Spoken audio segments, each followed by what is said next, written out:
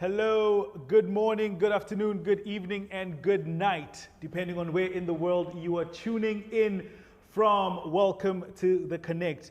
We're coming at you live from Mbap City, the cap city of the Kingdom of Eswatini. Thank you very much for joining us this evening. We understand you could have been anywhere in the World Wide Web, but you're here with us, and we appreciate that very much.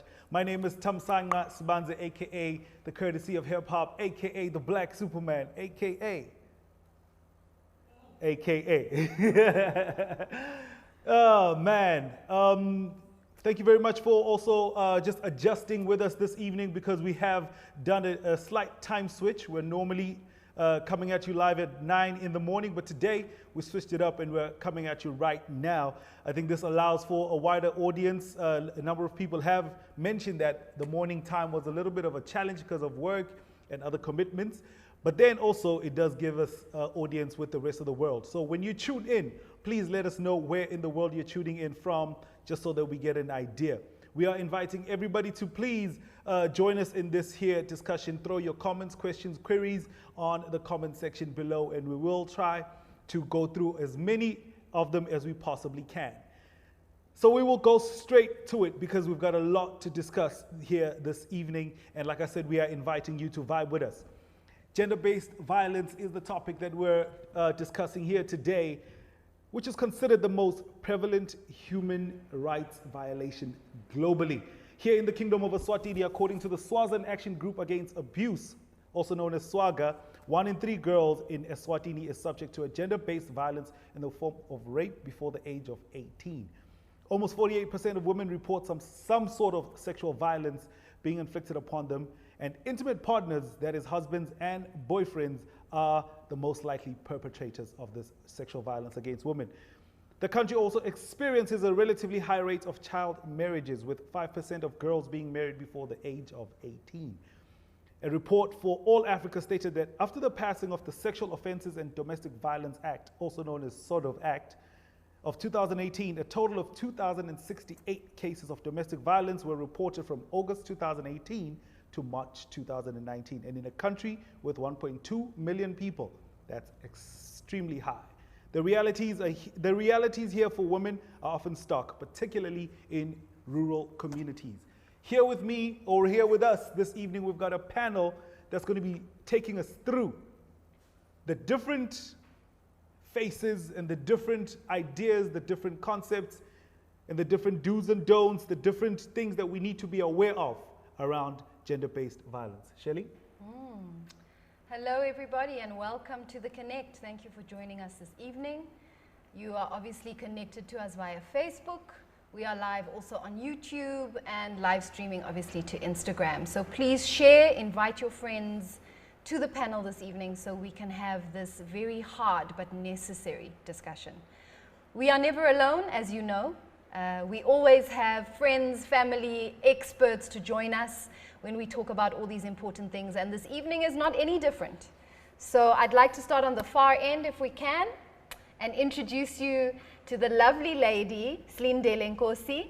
She is obviously very well known in our local context. For those of you who are meeting her for the first time, here's a little bit of who Slindele is. I think you should do this, but I will, please. So Slindele has been very much involved with the organization that Curtis mentioned, which is Swaziland Action Group Against Abuse, also known as SWAGA, and was very involved in mobilizing resources for the organization, facilitating local corporate involvement in the SWAGA initiatives, and very pivotally strengthening national advocacy of the Sexual Offences and Domestic Violence Bill, which was successfully enacted as an act in June 2018. So very important milestone, and Slindele being part of that is something I'm sure you'll share with us, and we're going to ask a little bit more. Apart from that, and this was what really interests me, is you write speeches. I didn't know that about you.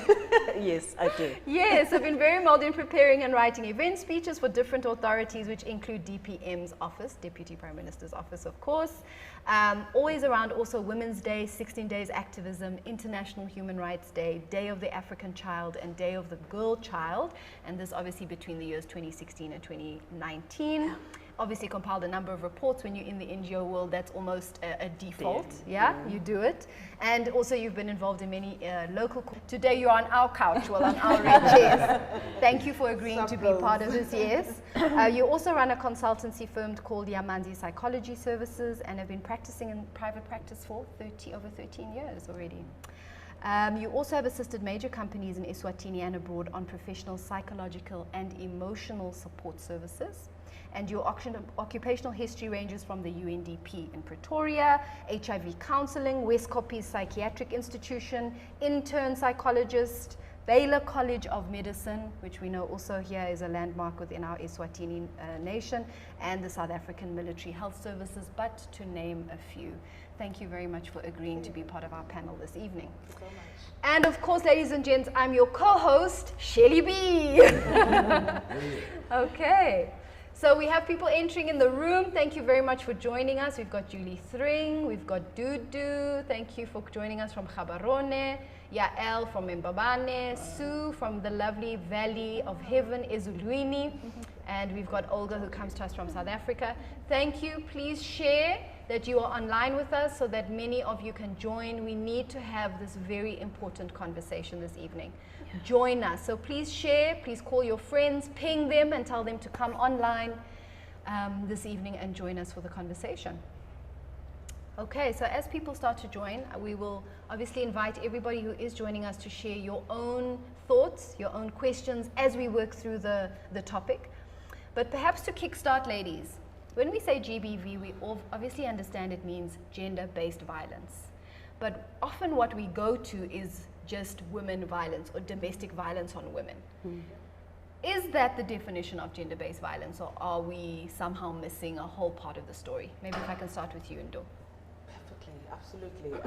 When we talk about GBV, especially with men, it's almost like, oh, the woman's thing.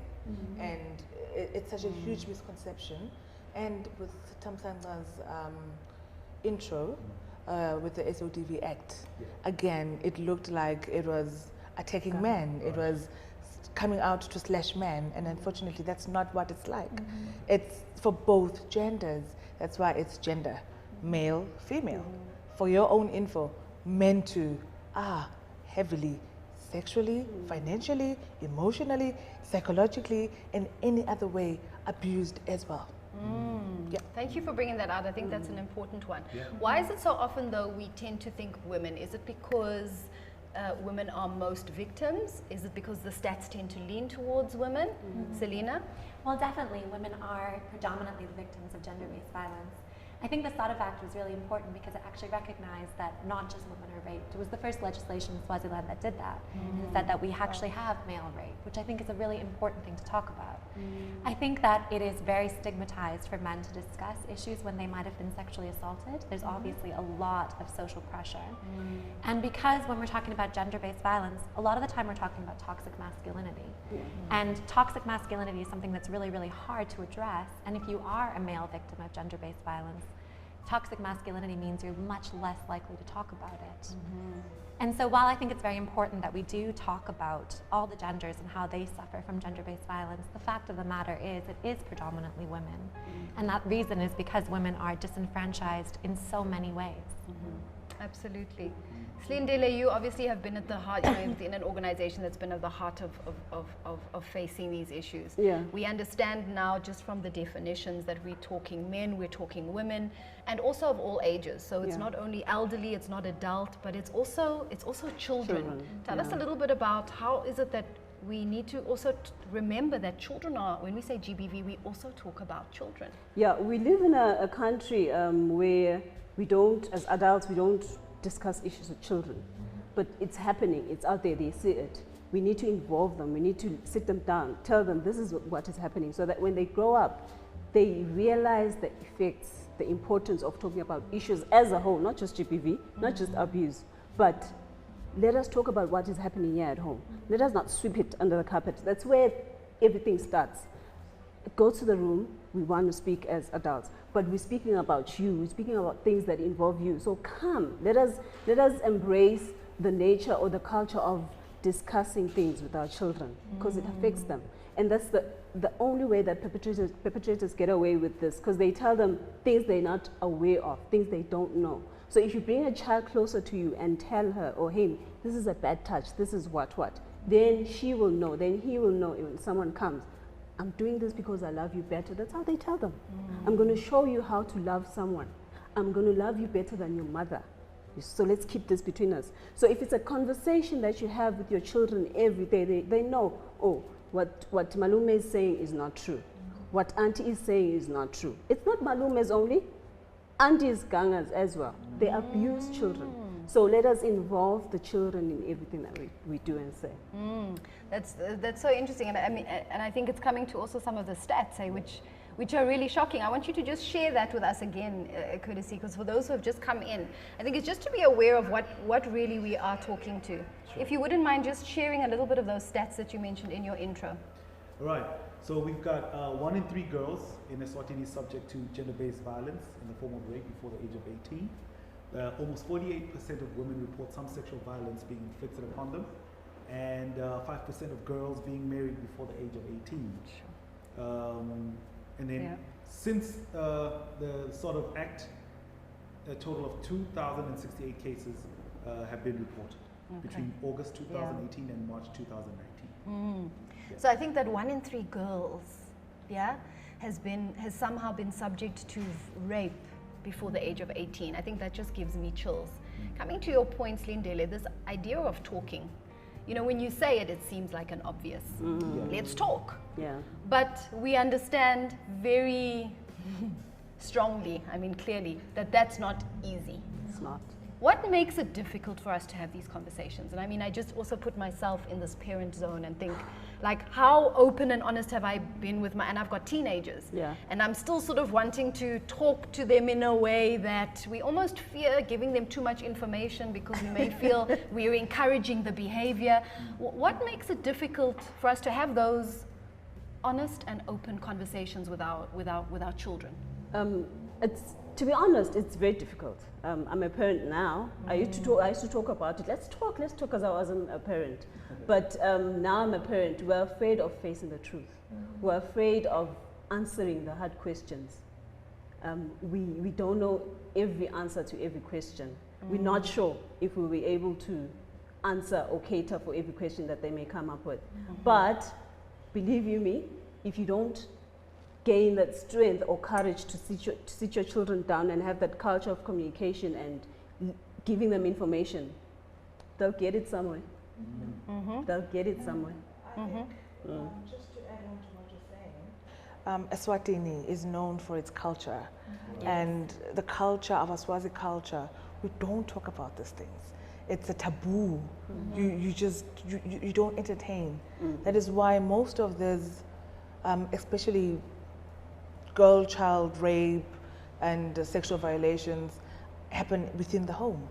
It's the uncle, it's the grandfather, it's the stepfather, and mom can't say anything about it because it's uncultural to talk such things. It's uncultural to go and report your husband, for instance, to Swaga. How it's just unswazi. So our culture has a lot of work to revolutionalize in terms of talking about such sexuality issues. Sure. If I can add on to that too, the statistics we've heard are just what's been reported. Sure. And there's a lot of stigma for people to come forward, and particularly in families. Coming forward and reporting somebody in your own family is incredibly hard. There's a whole cultural background against you there to say, don't talk about it, this is our family. I think working with youth, with my organization, with the Sinagagelane, I work with young people. And 16, 17-year-olds, they're having these conversations now. And I wasn't having those when I was young. So the youth is empowered, I think. As a mother, I am trying to empower my daughter, who's only 3, but I've been able to teach her, this is my body. So something as simple as teaching a 3-year-old, you don't have to hug everybody if you don't want to. You can teach a 3-year-old of talking of things and educating our children in that storytelling space. What really is happening on the ground? Why don't we do this anymore? And why is it, like we say, what we call tibitendlu? We want to hide everything under the table. We don't talk about it anymore. I just want to twist it a little bit. Yes, please do. And look at COVID. COVID has come and COVID has taken us back in the house, back in our homes. Yes. Something that had started to become foreign. Pre-COVID, we were never at home. We were never at home with our children. So many people are now single parents. We are career driven. We're becoming empowered as women. We don't have enough time to spend with our children. Industry, poverty, so many instances have led us to be out of home and leave our children under the care of people we don't even know. A gardener, for instance. Many children have been abused by the gardeners outside. Our children, the nannies, and that's a very, very significant one because they don't know. Many boys have been molested under the guise that I'm cleaning you up, and pleasure is stimulated one way or the other, and that the mind gets confused. That I thought you were washing me up and yet you are getting more excited. So it doesn't look like it's a wrong thing. After all, you were cleaning me, so I'm giving you pleasure, so it means it's okay. And mom, dad come home, they're tired, probably you're in your PJs, there's no time for discussing such deep things, and it's the next day. The child, like Slindele said, end up getting information from the wrong places. So industrialization has brought in a huge negative effect on family and also Ubuntu. I'd like us to talk about this Ubuntu because I know it's a word we use often. We need to maybe also define it in this space. I like you mentioned it, Ndo, and I'd like us to just share a little bit. What do we understand by Ubuntu and how does it fit into the context of just this very topic we're discussing today? Slindele, go, and I'll come to you. Ubuntu it fits very well with this, with the fact that it's not Ndo's problem, it's not Sweet's problem, it's not Swaga's problem. It's everyone's problem, it's your problem.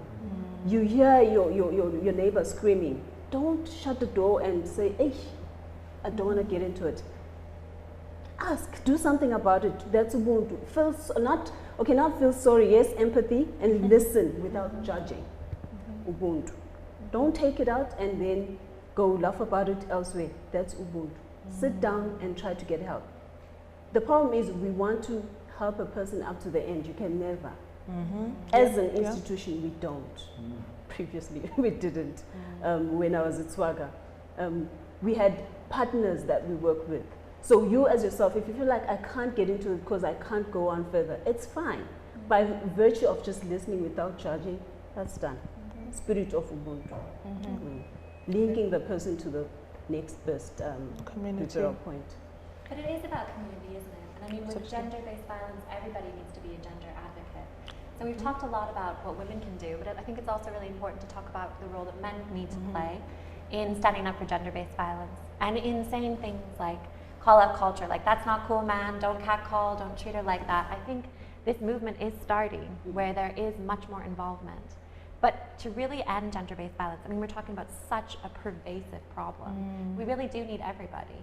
If I'm having conversations with my students in class, those conversations should be carried on by other members of the community. Hopefully, the conversations with my beautiful daughter about consent at age 3 will continue, you know, as she goes to preschool and moves through school. But we need people to be looking out and protecting the most vulnerable people of our community, which are often young women. Absolutely. So Selena, you're actually just touching on something, and Linda, if you just go down to Tanya's comment, she says, I'm sure this will be an interesting topic, but I keep seeing the same thing happen in a lot of topics about gender-based violence. The men are usually excluded from the panel. Hi, Tammy. Is there an expert reason behind this and why this happens that we may not be aware of? Men are missing from these topics and women cannot do it alone. Actually, GBV is maybe domestic violence, as with men being the main perpetrators. We can't do anything about it. We are the victims. This is a men issue. Men should take the stand. Men should explain to us what makes them do the things that they do. Here we are sitting as a panel of professionals using intellectual knowledge or academic knowledge. We need men to rise up. Thanks to you, Tamsanga, to being part of the panel. But definitely this is a men issue. Wow, like I've never actually looked at it from that perspective. I've never thought of it that way. that even women are the victims, but this is a man issue. Absolutely. Yeah. Okay, so yeah. To Tanya's point, I think what you're challenging us to do, Tanya, is to really is to call the men to talk about this issue. Absolutely. So I would almost like to put it out there that perhaps we need to have a second phase to this discussion. Absolutely. And actually bring men onto the panel and discuss it, just like we have had our discussion here. And Tami, I'm sure you'll be happy to lead that panel. But thank you for actually sort of shedding that perspective and sharing it with us, Tanya, because I think that's a very important thing. You're absolutely right. We seem to be addressing this the same way and maybe not seeing the results we want. Maybe we need to think differently about how we are engaging and having these discussions. And who are we addressing in the discussions and asking for perspective and knowledge. So thank you for weighing in on that. Yeah. I think I'd like to just take us back a little bit and just to understand, why is it that the stats are showing women as the largest pool of victims when it comes to gender-based violence or even domestic violence? What is it? And this is not an Eswatini issue. It's stats that are global. Yep. And I think it's also to just share. This is not something that is only in traditional cultures. It's even in more developed cultures. It is, and it crosses all boundaries. Laterally, horizontally. We're just. What is it about women being victims of abuse that has this global? Is this what we call this almost global ill? Where does that come from? Yeah, pandemic. It's actually a pandemic. pandemic. Yeah, COVID is one, but so is GBV. Absolutely. What are some of the things that give it that scale and that scope? Why? I wouldn't say I have an answer to why so much against women, but I would have an analysis of why is it easy for them to come out and report. Naturally, we are talkers. We speak. If I have something here that's not fine with me in this table, by the corridor I'll be done. I would have talked about it. You know what Shirley did, you know what, already.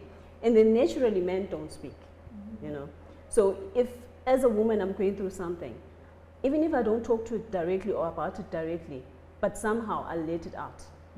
So it becomes easier for us to then talk to the issue or talk about it and report, even if it's not in the form of report, but the fact that I'm talking. Whereas men are groomed to be silent. She mentioned it earlier, your masculinity doesn't allow you to allow the nation or the public to know of your pains or your sorrows or everything. You must be this big man, you're Mr.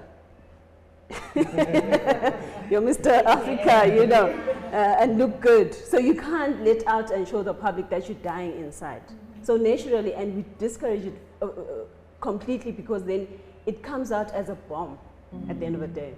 You hold it in, and by the time you let it out, you just disturb the whole globe. Like this is actually interesting, because in some circles, this is part of the conversation that's being had, that we need to redefine what masculinity is. And the fact that we're just from our basic makeup, we're emotional beings. So if you're not able to express your emotions, that means there's a part of you that's being blocked, that's being locked away. So, yeah. Tammy, from what you're saying now, I thought just came through that, well, for married couples, sex is supposed to be a pleasurable thing. Yeah. And then why do men see this thing as a punishment? How could you feel pleasure by suppressing somebody, letting somebody cry, scream, and you derive pleasure from that? Where did that craziness come from? I think we could have used beating or something else, but sex, something pleasurable, something beautiful, to destroy my life? Why? I would love to evoke some from our viewers. Why choose that if there's so many other ways to punish us? I'd love to know that part.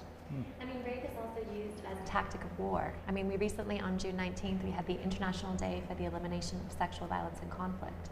And often soldiers will use rape as an opportunity to decimate communities, because it's humiliating. It destroys families, it tears people apart.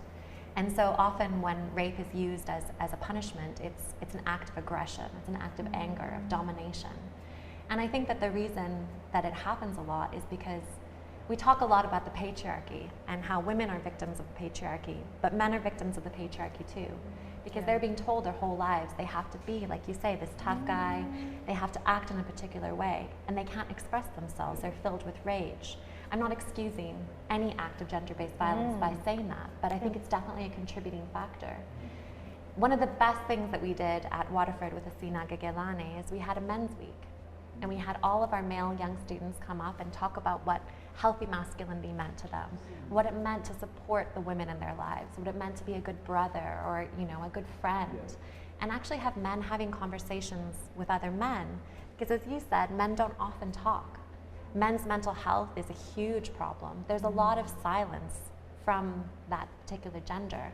And I think if we do want to end gender-based violence, that needs to be something that men take on. They are honest with each other and that they're honest with themselves. I love that idea of men being honest with each other and honest with themselves. So Yael Uzantida, who's actually online with us this evening, she shared a very interesting sort of study that was done around psychology and with rearing young boys to be men. And obviously I'm going to paraphrase this, but basically what was so interesting about what she shared is there's a shift in the way in which we should be raising young boys.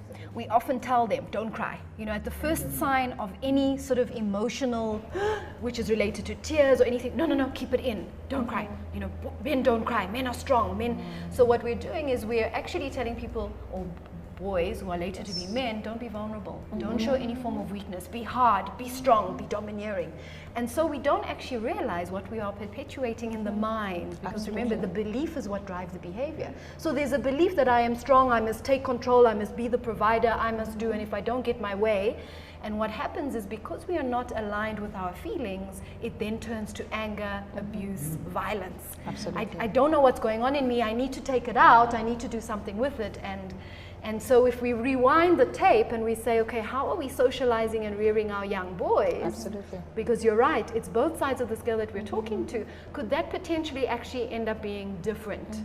Could we read different stories, different statistics? So I thought that was quite, I even went home and sort of shared it with, is why do we do that? Why do we say, guys, be strong and, you know, don't show any emotion, don't cry, don't, you know, and I think it's something we probably have just copy paste. We saw it being done, we've heard it being done, and so we do it. But it's also so reinforced by the media. I mean, look at what the media puts out about how men should act, right?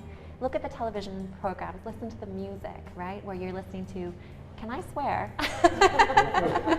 This is open and honest conversation. Where you're listening about men talk about women as like bitches and whores. I mean, they hear that, that's glorified, it's glamorized, and then we're expecting them to behave differently than the messages that they're constantly getting. Yeah, and this is the question, and I'd like to ask Ndo and Ndile to weigh in. There is that side of it, but I think there's the flip side of the story, Selena, maybe, in that we are accepting it. Because I think if we were like, hell to the no, don't refer to me with any B word unless it's beautiful. Exactly. Okay, or badass maybe, you know what I mean? We also receive that, and you know, so we're fighting against something that we're also feeding. We're feeding this monster. Why do we do that? Why is it so difficult for us to actually also take a stand as women against these type of things? You know, back to enculturation, and then getting a bit into psychology. We are wired to be more on the, we are perceived to be wired on, to be on the submissive level, biblically even, you know, one of those special verses that every wedding must have. Woman, submit to your husband, men, love your wife. And already that enculturation, whether it's religion or culture, already dictates what type of life it's going to, And now with all this revolution, all these great things that have come up, women empowerment especially, now men are finding themselves under the women and they feel emasculated. They don't feel like men anymore because the woman is now taking my role and I now have to become the mom, swapping roles. So it is, most of the time it is frustration because they don't feel they're men enough. And the only way to be men enough to raise a voice, to put a fist, to sexually abuse, then you feel strong enough. Because there you have physical power. And yet maybe the lady, your wife, your spouse has financial power, which is something that is not known, which is now slowly coming up. And when I look at behavior change programs, with COVID, it didn't take us hardly a month. Everyone globally is wearing a face mask. We were told, wear a mask, and that's it. Sure. Look at HIV. We are still battling with HIV. Yeah. Behavior change programs are not put in place. Use a condom, still people do not use condoms. So I feel we can come together, be as aggressive as this COVID that took us by storm, and be aligned. You know, in the way we are presenting the communication. Yeah. So this is just reaching out to behavior change agencies to say that when you put together the campaigns, take that into consideration. They really need to take that into consideration. In our social media, for instance, Yeah. we have a pastor, Pastor Bake, Yeah. who has been hammered, Yeah. ridiculed, stigmatized for washing dishes, Yeah. posting himself as a pastor for washing dishes, for carrying the babies. And, you know, people even go to the point of, probably your wife bewitched you. What kind of men are you? There's so much attack. So we need more of those men, more of those men. And recently, I think we saw our Deputy Prime Minister doing the same, what you're saying.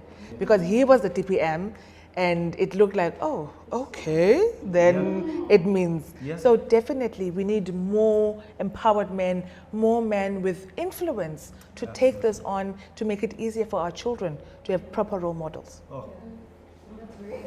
I love that idea, actually. Just flip it on its head. Like, really, let's do that. Let's ruffle the feathers for a change. But I want to come back to this idea. What we said is we have this sort of role, you know, where there's a certain dominance that we experienced. And, you know, I think you mentioned, Selena, about women being disenfranchised in many different ways. And I'd like us to evolve a little bit. How is it that men have been disenfranchised? But I think there's also a real call, Ndo, based on what you're saying, is that we really need to understand what it is that we're saying. And what's said in the Bible is not how we interpret it. I think we do that to suit our own realities, because we want to have dominance. There have to be people that are dominant, so there has to be a follower and there has to be a leader. And so we play these roles to kind of rationalize what it is we're doing. Oh no, it says it in the Bible. I think that's the place we need to check. Have we interpreted it correctly? Because I think what we could be risking is really actually misinterpreting and doing harm. Yeah, to what it is that we're saying. So I'd like us to be challenged there, and I think there's a real responsibility for leaders who are preaching to really check it. Because you're right, you hear it at every wedding. I think I even rolled my eyes when that thing came, because I was like, I know exactly what we're thinking. And I sort of turned to my husband and said, don't even think about it. Okay, submission is not grovel. It is not I am weaker. It is we are co-hosts, but there obviously needs to be a dynamic that allows us to lead and follow. And that dynamic can change. Okay, but why is it that because we have somehow set men up to link identity to power and control, that now when that gets rattled, men are feeling emasculated? Where does that come from? And maybe just share with us a little bit how it is that maybe traditionally things have been, and why now, as we rattle the box and ruffle the feathers, things seem to be falling apart. I think Tommy can answer that, because I don't know what happens to them. But what I'm viewing and seeing is there's a competition now. I actually wanted to flip it around. Yeah. How best can we end this competition between genders? You know, we joke about it on social media. This gender has done this gender, and we laugh, ha ha ha. But we need to live harmoniously at the end of the day. It's created by all these things that are happening. What you're talking about, the answer that you want from us right now, which I can't answer, but what is it that we need to do? How can we live in harmony now, moving forward? Let us fight this. Let us not fight each other. We are shooting the gun in the wrong place, but let us shoot it and point it at GBV, not at each other. So let's I don't know, we're just fighting. Yeah. No, Slindele is actually very right, because I think I've picked up on that trend as well, and we might have spoken about it a while ago, that it's now an issue of us versus them versus us versus the issue. You know what I mean? And there's nothing that's being won at the end of the day. You know, because we just end up just being at each other's throats, and then men walk away and saying "Nyababona," and women walk away saying "Ah, vele they're like that." You know what I mean? And then there's no progress in that kind of approach. But going back to what you said earlier on, Shirley, we behave according to our beliefs. So it's the beliefs that need to be checked. It's the beliefs that really, really need to be put under the microscope and checked. Some of these beliefs might have helped us at a certain point in time in our evolution as a people, as a nation, but the question is, are they serving us right now? And when you look at the way things are happening, I doubt that very much. So that's why we actually need to go back and interrogate our beliefs and then actually start putting into place systems and mechanics that will help us to start changing beliefs without losing our identity and all of that. I think that's the reason why we were with the SOTV advocacy. We had to touch base with the chiefs, you know, your cultural people, to understand what then did you use before. Are we in line? Is this content of the bill still in line with the Swazi culture? Because we don't want to disturb it.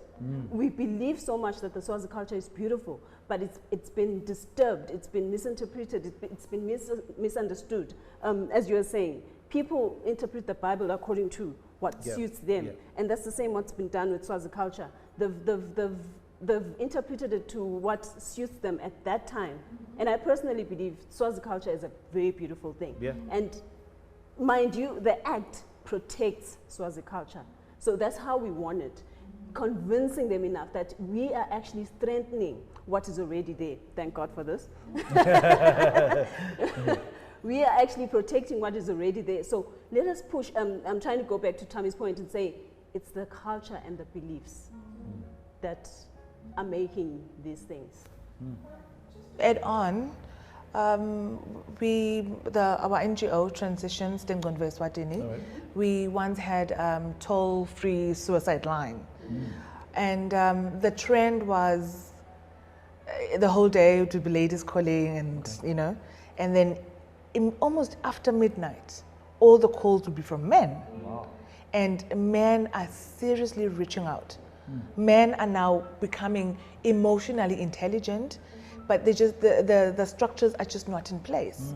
So whosoever is trying to bring up programs, and I think part of this purpose, men do want help. Men do need assistance. It's just still embarrassing. We have a number of men that have gone to report, but were being mocked. To a point of calling the other officer, what did you say? My wife beat me up. Really now? Can you come back again with that? So even with our justice system, they need to carry, like I said, this is more of a men issue. They need to consider the men too and not make it look like we're attacking the men, we're attacking the men. They will obviously be defensive. So we need to work with them. So I'd like to just come onto your point, Slindele, because obviously being involved in the sort of Act was, you know, a milestone, and we had been, you know, it was years in the making before it finally got, and I think there was almost a sigh of relief. You're saying it is to protect culture, and I think that's a very interesting point you make, but obviously within some of those cultural practices, there were certain behaviors that were no longer serving us. And I think the idea of when you're courting someone, now we call it, you know, you can follow them, you can call them, sort of, and that could be considered harassment. So under the usual cultural norm, it was considered normal. I'm pursuing my love interest. But how it was playing out was that all of a sudden you're being stalked, someone is harassing you, you're not feeling safe to leave your home. Wherever you go, this person is there and insisting to have your attention. So that must have obviously been a very sensitive line to draw. And obviously the question needs to be asked, is this behavior serving us as we move forward? Not anymore. Not anymore. And that's what the sort of bill was able to say, is let's take out from it what you can pursue your love interest, but not in a way that touches on their dignity and their own rights, their own human rights. We had to explain it like thoroughly, that what your forefathers did and how they courted your grandparents or your grandmothers is different from how your boyfriends are courting you now. Your forefathers had respect, which we're lacking now for each other. They understood, which we're lacking now. They had time, they were patient, which we're lacking now. So my grandfather would go after my grandmother with respect and understanding and patience and get away, and he would. But right now, if no one gets you, I mean, if I don't get you, no one will. That's it. We're no longer patient. Our guys are no longer respectful. Our guys are no longer don't understand, like, I don't want you, and that's it. So it has become a stalking. We had to come to a point where we actually say, what is so close, by the way? Oh my God, I'm exposing myself. Illegal stalking? Yes. Unlawful stalking. Unlawful stalking. Yet stalking in general is unlawful. Yeah. So you can't say illegal. Yeah. So there's stalking and then there's unlawful stalking. No, it doesn't make stalking sense. is stalking. Stalking it's all is unlawful. just wrong. Yeah, it's you know. wrong. So when we said unlawful stalking, we were trying to protect the act of courting.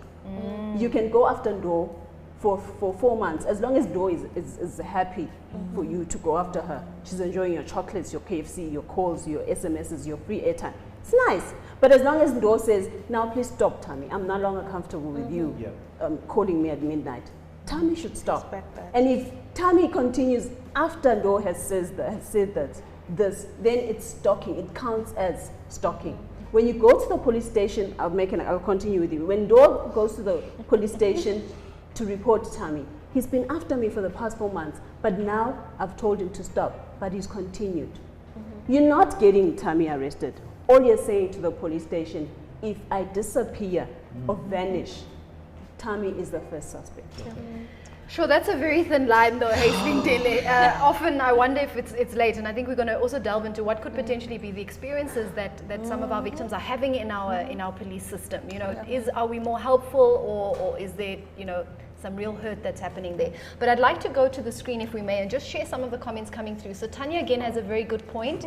She's saying, I've noted that there are different types of GBV. We seem to be talking about one that occurs in intimate relationships, and hence the discussion around the swapping of roles and feeling emasculated, excuse me. What about instances where women are attacked by strangers, for example at the taxi rank, where women are being raped while going to buy bread, or what would be your expert opinion on this?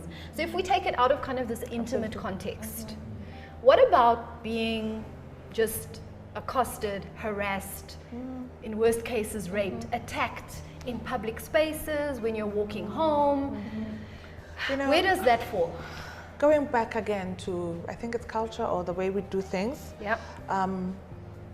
Somebody would be sexually harassed, maybe, and the taxi rank. The first thing is, what were you wearing? Yeah. What were you showing? What were you exposing? What did you do to trigger the man to want to do this to you? Were you drunk? Were you out at night?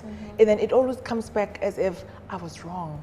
Therefore, I deserved whatever was done unto me. And yet we have a right to wear anything we want to wear. We have a right to go partying if we want to go party. It doesn't give anyone any power that now that she's drunk, I can take advantage of her. And I know, thanks to Tanya, that we are trying to get away from just the relationships. But also the mentality where we grew up from is that ngam lobola, I paid lobola, so she's my property. And these kids are growing up knowing that a woman is your property because you've paid cows for her.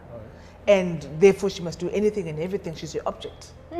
Hence then they find themselves doing all of these barbaric behaviors anywhere and anyhow. Yeah. So lobola is one practice, you're absolutely right, where we sort of buy our bride. Are there other practices also that are happening that are not lobola related, Selena, that also tend to sort of distinguish women as this possession, and therefore could potentially then bring on the way in which women are treated? What are some of those practices? I mean, there's so many things to do with objectification of women's bodies, right? And like Ndo was talking about with the sexualization of bodies, about what you're wearing, with victim blaming. This is a really, really damaging cultural practice where you're saying that it's the woman's fault if she gets raped. Whereas we're not putting the responsibility where it lies, right? Objectification also means that women's bodies are not treated with the same respect as male bodies. So there's a theory about how the way that women's bodies are conceived is that they're vulnerable and they can be smashed into. There's a quality about them where their lives aren't as grievable. We wouldn't mourn their lives as much as we would mourn the lives of men. There's cultural norms, and I mean, I'm from Canada, so I'm speaking from quite a North American context here, but the idea that women are inferior and that men are the dominant ones. This is the most damaging thing. In order to end GBV, you need to eradicate gender norms. Absolutely. You need to work on empowering women. Absolutely. To give them more power, particularly when violence isn't just physical. There's structural violence, which is to do with economics. If a woman is being abused, she doesn't have the economic capacity to escape an abusive relationship. She doesn't trust the police. She can't come forward. There's many barriers that women face that men just don't. And so it's all, you know, changing gender norms, but also we have to change society and some structures. We have to make it so that women do feel empowered to come forward, and that if she gets raped at a bus stop, if someone sees, they're going to stop it. We need to empower bystanders too. Yeah. We need to get the whole community to consider this. It's not a men's issue, it's not a women's issue, it's an everybody issue. No, I like that. And I think the one thing that we could learn also from what's happening around the world, and I just want to segue but very briefly into sort of the George Floyd issue, is how people standing around are also liable for the crime being committed. And I think that's a very big stand that is being said, because very often we are quiet. And so now what laws like that do is they say, if you know and you chose to do nothing, you're guilty. And I think empowering is also allowing us to firstly be aware that, I actually have a role to play in this. Doesn't matter what's happening. I'm partly either causing the issue because I'm being quiet and turning a blind eye, or I need to respond, react, report, do something so that there's a response. Let's talk about some of these responses. So obviously you lovely ladies are involved in your own realms in you know, creating response mechanism, empowering people, sharing information, abuse. So what happens in those spaces, and what are we seeing? What are some of the cases that we've witnessed and seen that are not necessarily physical, but there is abuse? And what are sort of maybe what are the response mechanisms? So at Waterford, what we do is we have a lot of really uncomfortable conversations, right? Many. And we talk a lot about beliefs, but we also talk a lot about habits. And sometimes you can have a habit and you don't even realize that you have it. So something like microaggressions towards women, which are just small things that people say, they don't even realize that they're saying. Give us some examples, Selena. So if you would say, oh, you girls are just gossiping, versus like you couldn't be talking about something important, right? Just diminishing women in a small way, or asking somebody like, where are you really from, right? Because you can't possibly be from the place you say you are, is an example of like a racial microaggression. So we talk about these things a lot, and we try to understand by asking questions, right? Why is it that you think that, right? I found as somebody, I mean, I've had much horrible jokes and catcalls and things directed at me as a woman, as I'm sure many women have. One of the best strategies that I've had is if someone said a sexist joke to me, I've said, I don't understand that joke. Can you explain it to me? And then watching them try to explain why it might possibly be funny realizes that they realize, actually, this is a horrible thing that I've just said to you. One of my bosses, when I was working in waitressing, told me I should be a sex phone operator, and then he started laughing. And I said, I'm sorry, I don't understand. Why is it funny? And he just, you know, completely backtracked. So I think, like you say, talking at people doesn't necessarily work. Asking people questions, listening to what they're saying, trying to understand it, and then trying to sort of guide them to discover it by themselves, I think is really a good strategy. Okay, that's a nice one. Can we turn to the screen? We've got Julie Thring who's sending a message to us. A big issue, and one that needs to be addressed, is the problem we have in Eswatini of not going to the authorities, but rather saying that we should keep the problem at home and go to the elders or older family members to talk about it and solve the problem. I think of a case where a father threatened his child and gave her a disturbing visual of what he was going to do to her if she reported to the police, and the extended family said they should rather have a home discussion. The perpetrator has not changed because all he gets is a slap on the wrist. The elders are not equipped to deal with these issues. Is it about an issue of not being equipped, or is it a choice that's being made? Or wanting to shove it under the mat, as we say? Most people view abuse as an embarrassment, especially sexual abuse, rape. Is that true, Slindele? Can we say really that we understand that this is an embarrassment or something that is negative in our space? It's heavy. It's heavy because either way of how I respond to it, it's a personal thing to the family. I can't say it's not embarrassment, but it depends on how it came about. If my brother slept with my child or raped my child, I love my brother, but I love my child. I don't want any of them to be exposed, but I need my child to be helped, God forbid. Yeah? I don't want my brother to go to jail. So we are this elite family. If it comes out, then, oh, look at them. They act united and strong.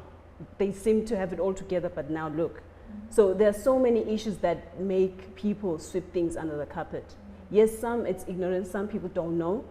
Then some people look at the public, what will they say? So let's shut it down, you'll get over it. Sure. So it's almost self-preservation, hey? We have this image, we represent something in society, and so we can't expose these things. So what does that say? Can we say that there are possibly many cases where women are being raped by high-profile people and we don't even know about it? Yes. And Reports is something else, but unreported cases are so many. There's a lot of them that are not being reported. Taking me back to one case I had where this lady expressed her disappointment with her own body.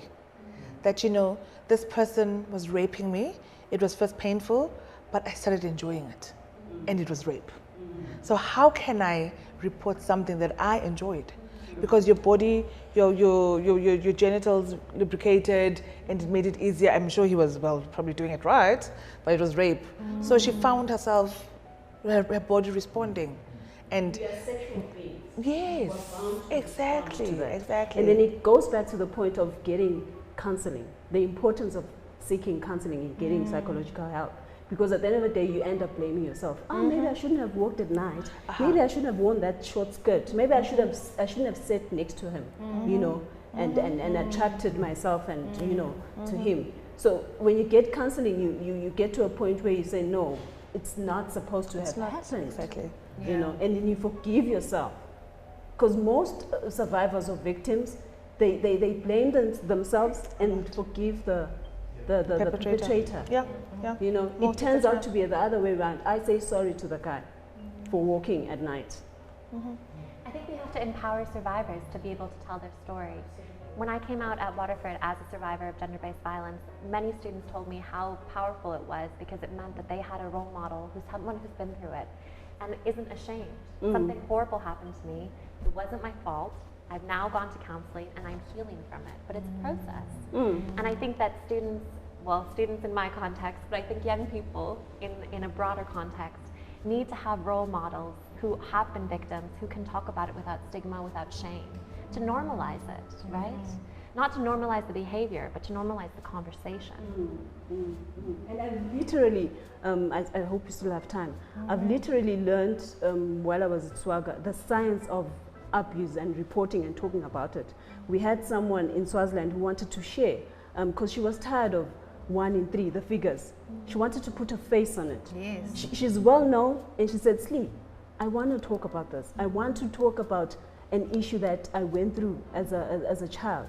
Grown as I am, but I want to end the numbers and put a face and tell people that it can happen to you as well. But you can, if you get counseling, these are the rewards.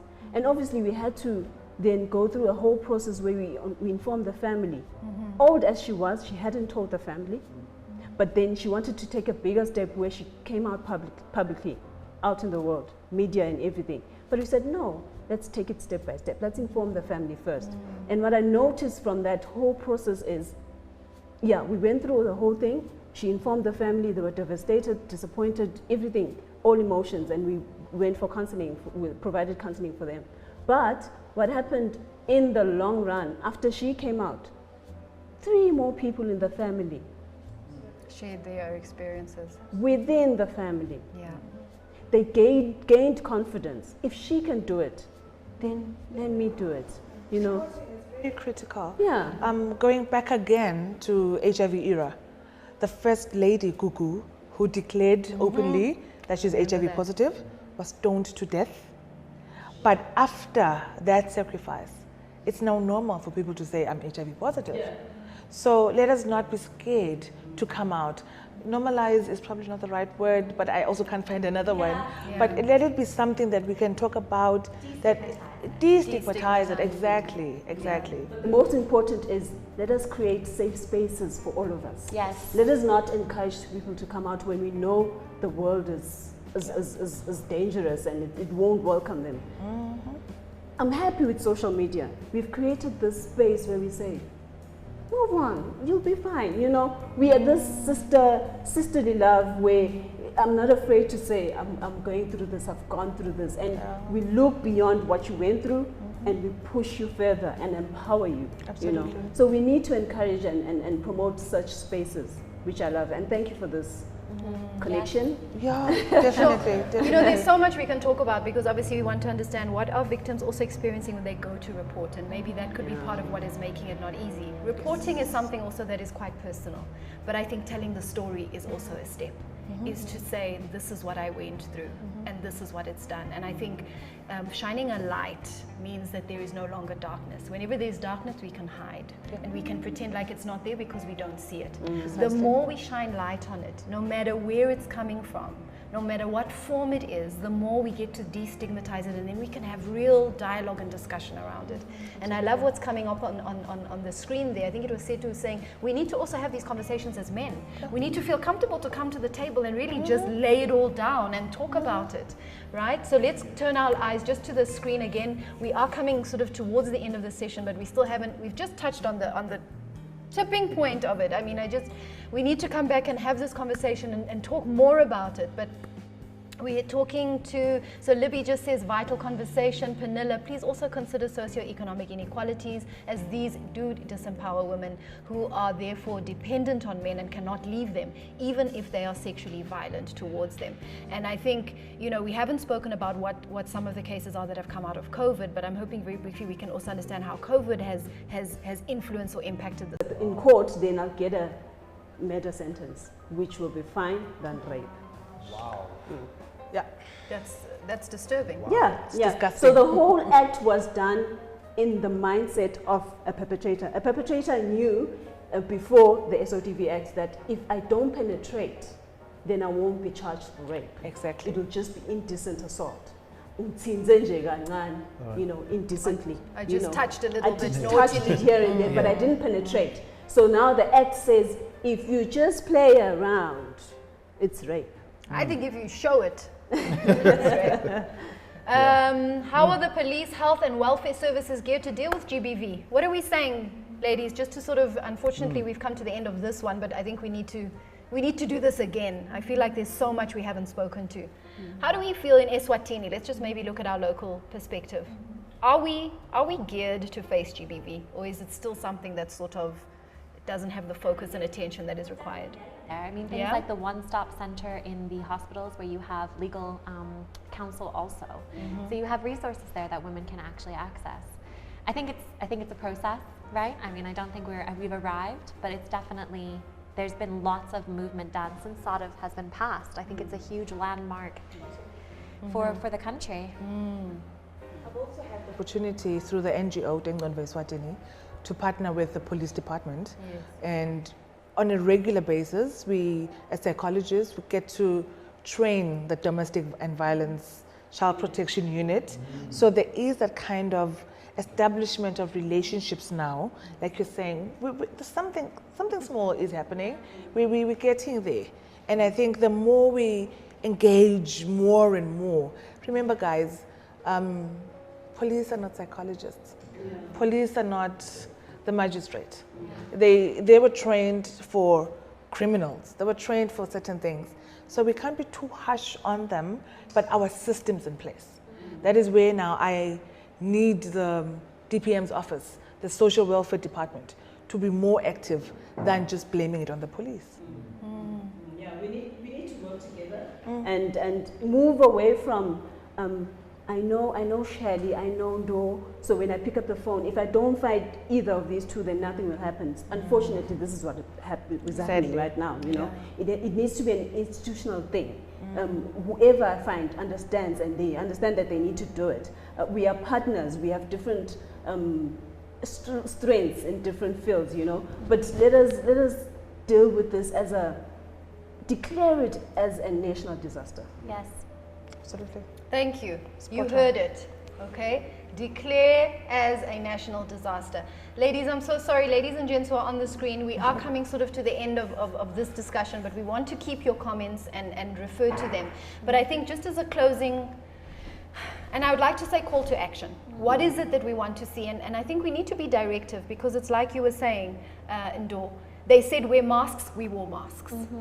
Why are we so reluctant and still trying to be PR about this thing of GBV? Can we say no more? It's time to change. No more. Can we be that bold? And I would ask that we really are bold. And I'd also like to the camera, call on everybody. It's my problem. It's not just Ndo's problem. It's not Slindele's problem. It's not Selena's problem. It is mine and your problem, each and every one of us, to play a part here. We need to be bold. We call on the brave, right? The rebels, but the agents of change. People are willing to do this. I'd like you, please, to encourage us as civil society, anyone who's listening and who will listen even when it's not live. What is it that each and every one of us can do, starting today, when we talk GBV? Very practically. May I start with you, Slindele? Yeah. Play your part, little as it is. Listen without judging. Love that. Don't be afraid to have conversations. Don't think that because it's distasteful doesn't mean that you don't have to talk about it. It is everybody's responsibility. Absolutely. Mine is love yourself. Love yourself, love your body, respect yourself, have values, have morals, and respect the next person. Could be your mom, could be your sister, could be your cousin, it could be anyone else. So if it's not about you, learn to love the next person. Thank you very much, ladies, for what you've brought to the discussion today. With this, we are not done with it. I feel like this is going to be a long discussion, and we're going to get more and more open and honest about it. But I thank you for being with us for this part of the discussion, and it shall continue. Thank you very much. Thank you. My message is this: believe when the story is being told. Believe the story. Too often we don't believe. We try to ask, oh, really? Are you sure? Did they really touch you there? Was that really what happened? And I think often it's because it's disturbing us that the story is making us feel uncomfortable, that we're trying to hop and skip around it. If it's your child, if it's your friend, if it's anybody who says to you, this is what has happened, believe the story and take it from there. Anything you want to say, Tammy, before we close off this particular topic? This is just giving me so much to think about, and so like we just need to act. We just need to act. So much has been said, we just need to act. I saw Ray, D, and Manoba, Mabuza were actually just saying, you know what, we also need men to take part in these conversations, and I think that's exactly where we need to go to next, and then just you know, have a discussion with men in terms of what do we need to do, what must we do from here going forward, because you know, like I said, so much has been said. We just now need to act. We just now need to start doing. And we appreciate you guys very much for joining us this evening. Selu, Lamini, Rally D. I see that you guys are actually already having a discussion amongst yourselves in the comment section, amazing. and that's beautiful. We encourage that, because that's what this platform is for. It's not just about us here in the studio, but it's about you guys over there as well. So thank you very much for taking that initiative and getting that conversation going. Absolutely. Yeah. So we are going to stay with you a few more minutes. We have obviously some mentions. We always, as you know, like to share what people are doing on the ground and how we can support local businesses. And obviously today is no exception, or this evening is no exception. So you might have noticed that in the background we've got some beautiful artwork. Ladies, I don't know if you've had a chance to have a look. We obviously, they are not there by accident. Tammy, will you share who is the brilliance and talent behind what we see? Absolutely. So the artwork that's sitting behind us is by a fine artist by the name Honest Lihle Mhlanga. You know, a brother that we've all seen, watched grow in this industry. He has basically broken barriers and set a new standard for what it means to be a fine artist in the Kingdom of Eswatini and beyond. His notable career moments include Eswatini's record holder for highest and most auctioned painter, of course, first and only painter to grace the MTN Bushfire main stage. He's been doing so many amazing things. Part of his solo exhibitions include Expressions, which was in 2015, Embrace 2016, and Back to the Future at Alliance Francaise, which was in 2020. Some notable live features include on-stage painting featured by musicians, which was 2 nights with Sipho Hostix Mabuse, Kale Makene, few shows between 2017 and 2019, and a member of the Lonsington Dramatics Guild.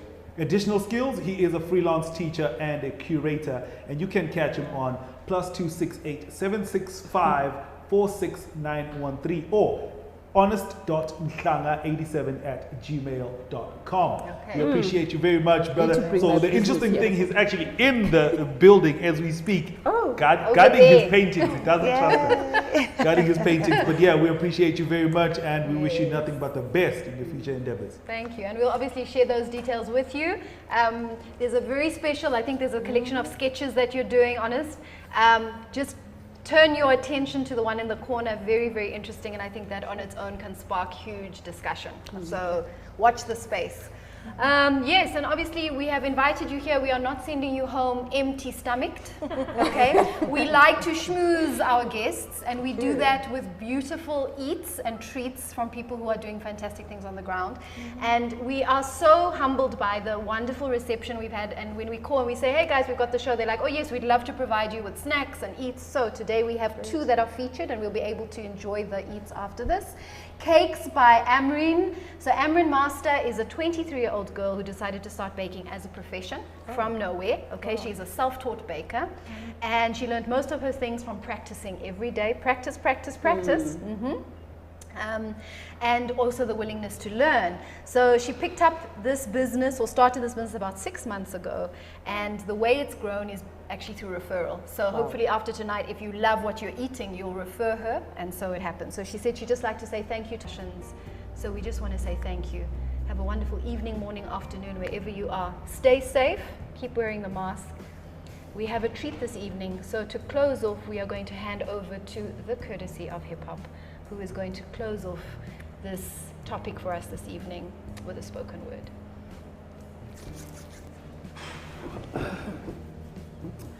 No matter the words she uses to describe the violation, no matter the drinks or the outfit or the degree to which she knew or didn't know her violator, no matter the time of day or night or the spaces in memory, no matter her age now or her age then, or how many years it took for her to speak, no matter how many times it's happened or what came before or after, believe her.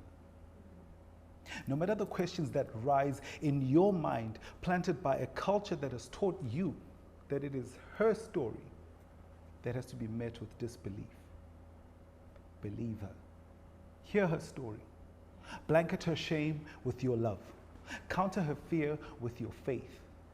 Hold the relentless questions running in loops in her mind between your palms tenderly.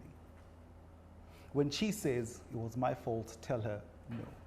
When she asks, was this okay? Say, not now, not ever. When she wonders, did I bring this to myself? Remind her that she has only ever called in goodness. When she tells you they didn't believe me before, believe her. When she cries, let her. When she reaches out in need of arms, hold her. When she needs to tell her story again and again and again, listen as many times as it takes. When it takes longer than you expected for her to heal, be infinitely patient. When that healing looks nothing like they told you it would, find every dictionary in your house, cross out the definition they gave you, allow her to write in her own words. Be sure to use pencil so she can change it as often as she needs to.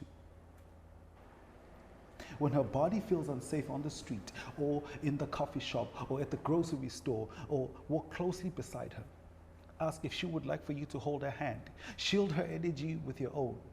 Don't let go. When she's afraid of the dark, keep the lights on.